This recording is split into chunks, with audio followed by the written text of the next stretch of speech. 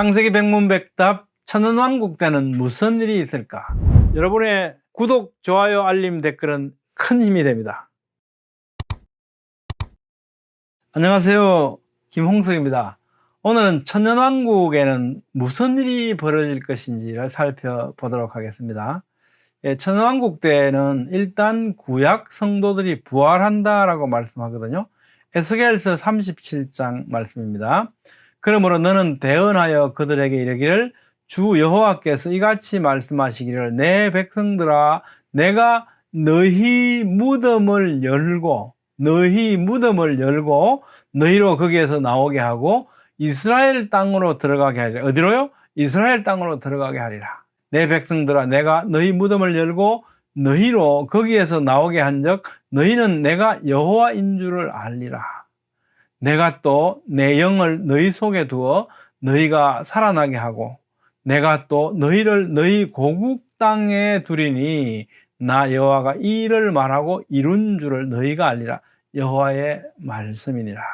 이 약속은 언제 이루어지겠습니까? 우리가 만약에 계시록 말씀을 모르고 있다면 이 말씀을 해석하는데 굉장히 힘이 들 것 같죠. 내가 너희 무덤을 열고 너희로 거기서 나오게 하고 그럼 부활한 건데 부활하셨으면 그 다음에는 어떻게 해요? 천국 아닌가? 영원한 삶에 들어가는 거 아닌가? 근데 그게 아니고 이스라엘 땅으로 들어가게 하리라 이렇게 말씀하시잖아요.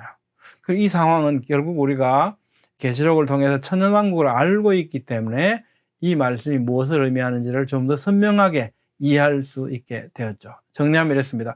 이 약속은 천연왕국 때 구약시대의 성도들이 부활해서 하나님의 영을 얻고 이스라엘 땅으로 들어옴으로써 성취될 것이라는 겁니다. 다니엘서 11장 40절 45절에서도 마지막 때에 대해서 말씀하고 계시고요. 12장 말씀에 그때 내 민족을 호위하는 큰 군주 미가엘이 일어날 것이요 또 환란이 있으리니 이는 개국 이래로 그때까지 없던 환란일 것이며. 자, 이때가 어떤 때가 같습니까? 이 말씀도요 큰 군주 미가엘이 일어날 것이다. 이게 무슨 말씀일까? 요한계시록을 보면서 우리가 이 말씀이 무엇을 의미하는지를 좀 더 선명하게 알 수 있게 된 거죠. 자, 요한계시록 12장에 7째 나팔에 대해서 말씀하시잖아요. 그때 이제 하늘에 전쟁이 있으니 미가엘과 그의 사자들이 용과 더불어 싸울세. 그래서 그 결과 큰 용이 내쫓기니 옛뱀 곧 마귀라고도 하고 사탄이라고도 하며 그가 땅으로 내쫓겼다 이렇게 말씀하시거든요. 그래서 이 말씀을 우리가 이제 알 수 있게 되었으니까 다니엘서 12장 이 말씀 큰 군주가 미가엘이 일어날 것이요 또 환란이 있으니 이는 개국 이래로 그때까지 없던 환란일 것이다 하는 말씀을 잘 이해하게 되었습니다. 그러니까 그때에 내 백성 중 책에 기록된 모든 자가, 이 책은 생명책을 의미하겠죠. 모든 자가 구원을 받을 것이라. 땅의 티끌 가운데서 자는 자 중에서 많은 사람이 깨어나 영생을 받는 자도 있겠고. 그러니까 여기서 어떻게 해요? 땅의 티끌 가운데서 자는 자 중에서 많은 사람이 일어난다. 많은 사람이 깨어난다. 부활을 말씀하시지 않습니까? 그렇죠? 그러면 이 말씀을 정리해보면 이렇습니다. 생명책에 기록된 택하신 모든 백성들이 환란 가운데서 구원을 받고 7년 환란이 지난 후에 천년왕국 때는 이스라엘의 택하신 백성들이 부활해서, 그죠? 티끌 가운데서 자는 자 중에서 많은 사람들이 깨어난다 했으니까. 그래서 영생을 받는다 그랬잖아요. 부활해서 어디로 가겠습니까? 천년왕국으로 들어올 것이라는 거죠. 이 말씀들은 어떻게 해요? 앞에 우리가 살펴본 에스겔서, 그죠? 에스겔서 37장 말씀하고, 너희가, 그래서 그 깨어나서 어떻게 됩니까? 내가 너희 무덤을 열고 너희로 거기서 나오게 하고, 그 다음에요, 이스라엘 땅으로 들어가게 하겠다고 하셨거든요. 그렇기 때문에 이게 천왕국 말씀이라는 것을 다니엘서와 에스겔서를 서로 이렇게 상호 보완적으로 읽음으로써 이해할 수 있게 되는 거죠. 자, 천왕국 때는 또요, 환란기 성도들이 부활할 것이라고 말씀합니다. 구약 성도들이 부활했고 그 다음에 환란기 7년 환란 때의 성도들이 부활할 것이라는 거죠. 계시록 20장 4절 말씀요. 또 내가 보좌들을 보니 거기에 앉은 자들이 있어 심판하는 권세를 받았더라. 이 보좌에 이미 앉아 있는 어떤 한 무리들이 있고요. 그 다음에 또 내가 보니 어떤 사람들이 또 있냐니까 예수를 정언함과 하나님의 말씀 때문에 목배임을 당한 자들의 영혼들과 또 짐승과 그의 우상에게 경배하지 아니하고 그들의 이마와 손에 그의 표를 받지 아니한 자들이 살아서, 이건 계시록 13장에 나오는 666 짐승의 이름이잖아요. 그죠? 그 적그리스도가 그 표를 오른손이나 이마에 받지 아니하면 매매 행위를 못하게 하니까 도저히 살 수 없게 되는 그런 상황이죠. 그 표가 바로 그죠? 그들의 이마와 손에 그의 표를 받지 아니한 자들이지 않습니까? 이 7년 환란 때 핍박을 당하던 이 성도들이죠. 이 성도들이 살아서 그리스도와 더불어 천년 동안 왕노릇하니, 이렇게 말씀하잖아요. 그러면 이들이 살아서 그리스도와 함께 천년 동안 왕노릇한다. 천년왕국에 들어간다지 않습니까? 그죠? 그러니까 천년왕국 때 누가 부활한다고요? 환란기 성도들이 부활한다라는 거죠.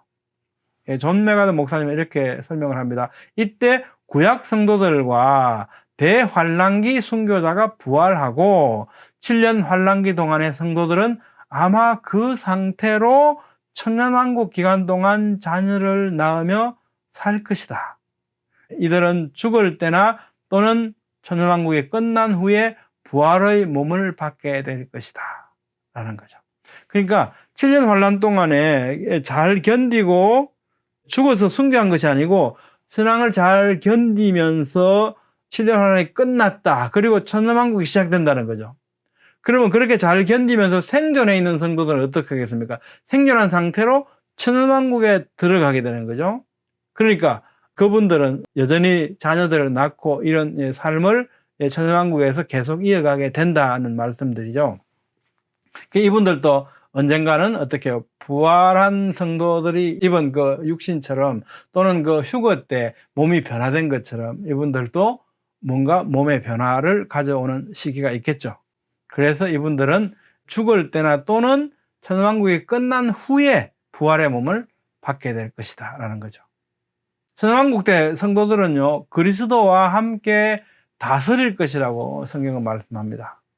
계시록 2장 26절 27절 이기는 자와 끝까지 내 일을 지키는 그에게 만국을 다스리는 권세를 주리니 그가 철장을 가지고 그들을 다스려 질그릇 깨뜨린 것 같이 하리라. 나도 내 아버지께서 받은 것이 그러하니라. 천년왕국 때 교회도 성도들도 그와 함께 이 땅에 다시 돌아와서, 언제 이분들은 누굽니까? 휴거 때 그죠, 부활한 성도, 그리고 휴거 때 휴거된 성도들이죠. 그 성도들이 천년왕국 때 다시 돌아온다는 거죠. 돌아와서 천년왕국을 다스리게 된다는 말씀이죠. 예수님의 천년왕국에 참여해서 그리스도와 함께 열방을 다스리게 될 것입니다. 또한 계시록 5장 10절에 보면 그들 성도들이 이 땅에서 왕노릇하리로다 이렇게 또 말씀을 하시거든요. 계시록 20장 4절에서 6절 말씀 보면요, 또 내가 보좌들을 보니 거기 앉은 자들이 있어 심판하는 권세를 받았더라. 그리고 또 방금 살펴본 바와 같이 그 환란 시대 때, 그때 선왕을 잘 지킨 성도들이 다시 살아서 그리스도와 더불어서 천년 동안 왕노릇한다고 했지 않습니까? 그러니까 이 성도들이 천년왕국 때 그리스도와 함께 다스린다, 왕노릇한다라는 거죠. 그들이 하나님과 그리스도의 제사장이 되어 천년 동안 그리스도와 더불어 왕노릇하리라. 천년왕국 때 7년 환란 기간에 구원받은 성도들도 부활해서 그리스도와 함께 열방을 다스리게 된다고 말씀합니다. 마태복음 19장, 예수께서 이르시되 내가 진실로 너희에게 이르노니 세상이 새롭게 되어 인자가 자기 영광의 보좌에 앉을 때에 나를 따르는 너희도 12보좌에 앉아 이스라엘 12지파를 심판하리라. 디모데후서 2장 12절에도 이렇게 말씀합니다. 참으면 또한 함께 왕노릇할 것이요. 이 신앙을 잘 지키면 이 성도들은 그리스도와 함께 왕노릇할 것이라고 마태복음, 디모데후서에서 말씀하고 계시죠. 천년왕국 때 성도들은 그리스도와 함께 왕처럼 다스리게 될 것이다 라는 겁니다. 누가복음 19장에서도요, 비유의 말씀을 하시면서 그들은 하나님의 나라가 당장에 나타날 줄 생각하는데 아니다 그러시면서 이러시되 어떤 귀인이 왕위를 받아가지고 오려고 먼 나라로 갈 때에 그 종 열을 불러 은화 10문화를 주며 이르되 내가 돌아올 때까지 장사하라 하니라 라면서 장사 미천들을 나누어 주시죠.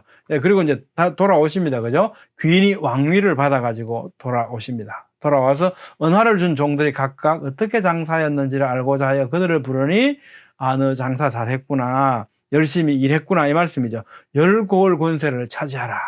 그리고 또 그럼 너도 5고을을 차지하라. 그런데 또 어떤 무리들에 향해서는 내가 왕됨을 원하지 아니하던 저 원수들을 이리로 끌어다가 내 앞에서 죽이라 하였느니라. 이 말씀은 천왕국 때 그리스도께서 왕으로 다스리시면서 성도들은 권세를 받지 않습니까? 귀인이 왕위를 받아 돌아와서 너는 10고을 권세, 너는 5고을 권세 이렇게 해서 권세를 나누어 주시는 거죠. 성도들은 권세를 받아서 다스림에 참여할 것이라는 말씀입니다. 다니엘서 7장에서도요. 그가 장차 지극히 높으신 이를 말로 대적하며 또 지극히 높으신 이의 성도를 괴롭게 할 것이며 그가 또 때와 법을 고치고자 할 것이며 성도들은 그의 손에 붙임받아 한때, 두때, 반때를 지내리라. 그러나 심판이 시작되면 그의 권세를 빼앗기고 완전히 멸망할 것이요.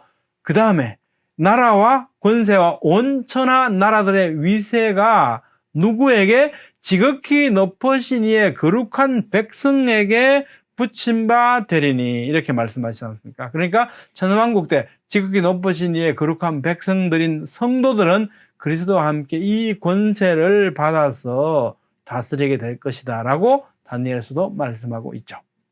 자, 여러분의 생각은 어떻습니까? 오늘은 천왕국에서 무슨 일이 있을지를 살펴보았습니다. 다음 시간에도 이어서 천왕국에서 무슨 일이 더 있을지 살펴보도록 하겠습니다.